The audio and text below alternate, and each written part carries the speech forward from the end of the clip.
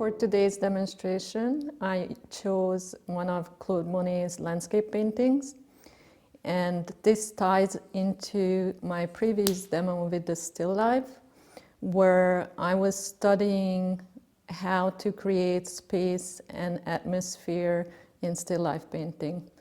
Today, using Monet's painting and deconstructing it will help us to discover how to create space, depth, and atmosphere in landscape painting. I'm starting the painting with a simple sketch, as always.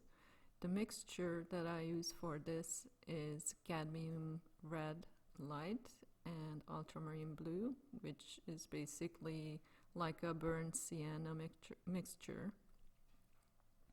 And what I focus on is just to place everything in a proper spot and make sure that everything lines up. The next step is mixing my lightest lights, which is in this painting, the sky. And as you can see, I use 4 different colors to create the sky. It appears that Monet used something similar to this as far as the hue of the color goes. I started with a cadmium yellow light and white mixture, and I also mixed a purple out of crimson and white and ultramarine blue. The pink that you see is a permanent rose and white mixture, and the greenish blue is a manganese blue and titanium white mixture. And I increased the amount of white in each one of them, especially as you can see when I fill out the sky parts on the left. I increased my white in a mixture even more because that part of the sky appears to be lighter and brighter. Also, I'm working on some of the reflections in the same time. Generally, the reflection of the sky is a little bit darker in value than the sky itself. So here, when I'm blocking in those water colors, I increased the chroma by decreasing the amount of white in the mixture. And I also used a variety of colors, same as I did in painting the sky. Next step is mixing the darkest darks. Monet used cool colors for the shadows and for the darks, so I try to follow the same idea. My darkest darks consist ultramarine blue, Alizarine crimson, and a little bit of Pthalo Green. And that is what you see in the lighter mixture below that I'm mixing right now, which is a little bit of Pthalo Green with some cadmium yellow light and a little bit of orange. And also I just added a tiny bit of ultramarine blue to have 2 different values within the lights as well.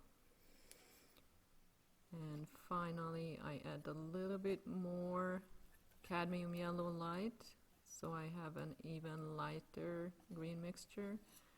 And I'm using the orange and sometimes even some cad red to warm it up, because anything that's sunlit in this landscape is going to be a warmer green as opposed to the shadows, which are cooler greens. Now the ultramarine blue and crimson mixture gives me purple, and I just added a little bit of cad red to it to keep it somewhat muted. It's a good idea to use your palette knife to mix the colors. However, throughout the painting you will see sometimes I just use my brush. Not the best practice, but sometimes when I don't need a huge amount of paint mixed, it's just more practical and quicker. That's why I do it. And now I just fill in my blanks for the darks. It's usually a good idea to start with the darkest darks and lightest lights. That will help you to determine the rest of the values, because those are your two extremes. So from there you can move up and down between those two extremes basically to come up with the remaining values. It's a lot easier to make decisions based on those extremes. And as you can see, I keep adding blue to this dark mixture to make sure that it comes through as a cool temperature color. And I just simply block in the shapes. I'm not worried about any of the light greens yet. Just keep adding in my darks until I fill in all the blanks for the shadows. And this is a crucial step when we are trying to create a space or a sense of atmosphere in a landscape painting. You need to have enough contrast between foreground, middle ground, and background elements, which will help you to create the sense of space. It is somewhat similar to still life painting. The main difference is that in still life painting, instead of pushing the cools in the background, we're focusing, like in my previous video, we're focusing on creating contrast between foreground and background. Whereas in landscape, and that is why I do this demonstration, also I increase the cooler colors in the background, which you will see as this demonstration progresses. And the values will change as well in the background. So compared to the foreground, they will decrease in value. So in this next step, I mix my blues using titanium white and ultramarine blue, and as you can see, I created basically a gradient, all different ranges of values of the same blue. And I also block in some of my foregrounds, which are pretty dark. However, they are not as dark and they're not as blue as the trees in the middle ground, which might not be very clear on the screen. But the foreground shadow is greener and somewhat lighter than those tree shadows, because it is a flat plane and it's facing the sky. So when flat planes face the sky, they're going to be lighter in value than the uprights in the landscape. After blocking in my shadows on the ground, I'm proceeding to blocking in my lights. There will be two main differences between the light values and the darks. Obviously one is the value, and the other one is because it's sunlit, it's a sunlit landscape. Those parts that are in the sun are going to be warmer. So as you can see, I have some browns and oranges in these greens, just like Monet. I added those warm colors, warm hues into his pasture. And same idea on those shrubs and trees, because they are sunlit. The sunlit side is the one that's lighter green, and a slightly warmer than the shadows. You can add any warm color to these green mixtures. For example, cadmium orange or cad red would be an easy way to warm it up. Now purple, warm blue, not blue, but rather red violet is also a color that I detected on the picture of Monet's painting, and I also sprinkle in some of those violets in the middle ground, and also in the background. So the final block-in stage is the mountain or hillside in the back, which overall is a lighter value than anything in the foreground, other than, of course, the water reflections. So what I focus on here to create a sense of depth and atmosphere is to make that hillside significantly lighter than what's before it, to have a sense of depth and distance. Also, the colors are slightly cooler. I use more violets and some of those peachy colors that Monet used, which is a simple mixture of titanium white and cadmium orange with a tiny bit of purple to make it less chromatic and a little bit more muted. Also, I sprinkle in some of the greens, however, I also mute them. A great way to mute colors is to add the complementaries to them.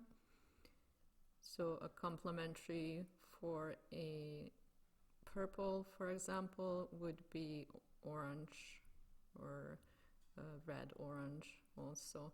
And the further the hills are, the less of the warmer colors are used in there. As you can see in between the trees, I barely put any of the warm colors. It's mostly blues and cooler violets which dominates those mixtures.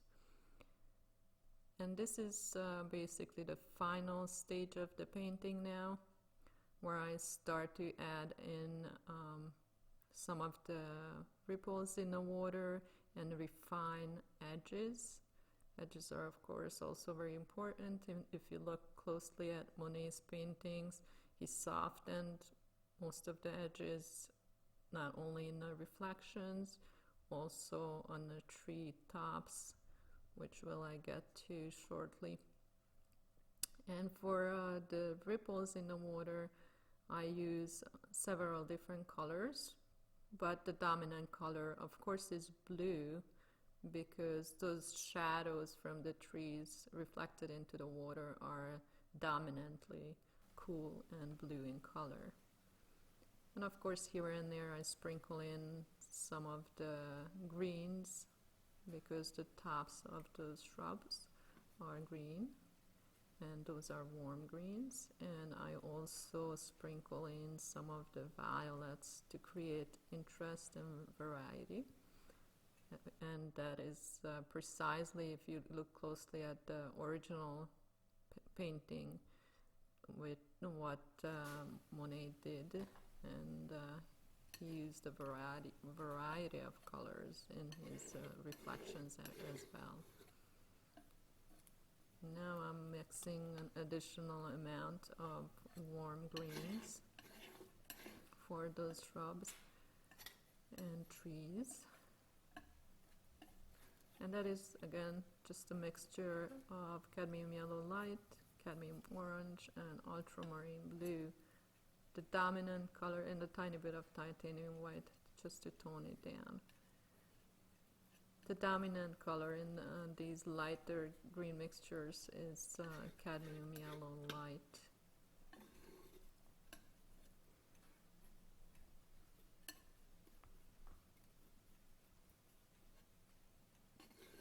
I also used a little bit of phthalo green. Phthalo green tends to be a very cool temperature green. Mixing it with white and cadmium yellow, it gives you a very cool light green mixture.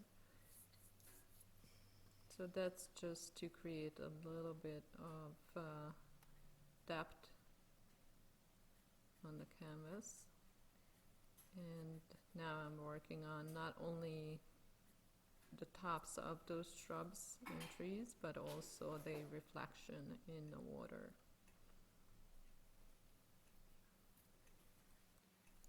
As I mentioned it before, creating master copies like this one is an excellent way to practice different problems, problem solving rather, in painting, and it is a great way to learn faster and easier.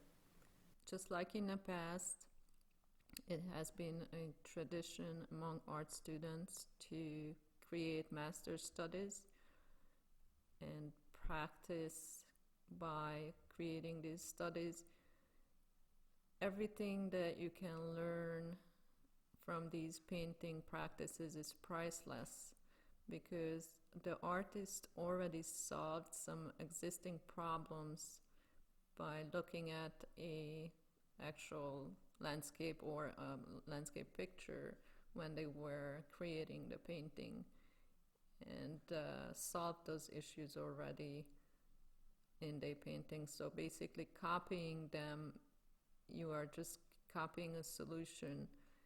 And if you like to take your painting even further, what you can do is, after finishing your master's study, find a photograph that is similar, it's a similar scene, and create your own painting based on everything that you learned from your master's study. That will help you to remember everything next time when you are painting your next landscape painting, and help you through some of the issues that you might come across that the artist already solved. For example, here, how to paint those ripples and reflections to make them convincing, or how to create the depth, how to convey the sense of sunlight, and so on.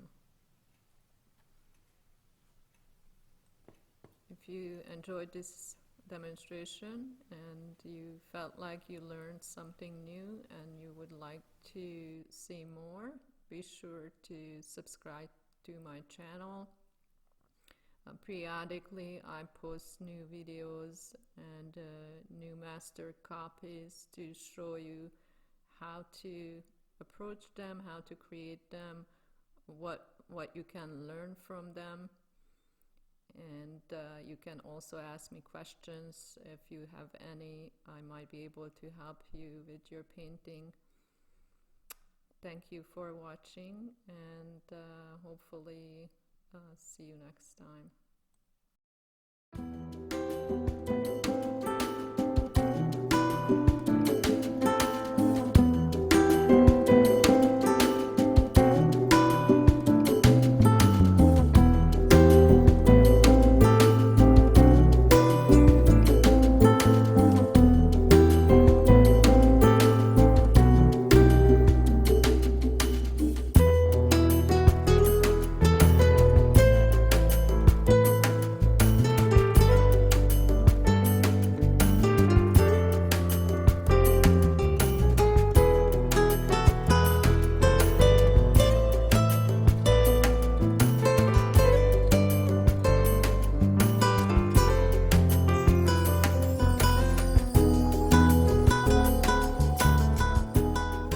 If you enjoyed this master study demonstration and you would like me to help you to improve your painting, then make sure to check out my classes. I offer online classes, and you can find the link below at the description section.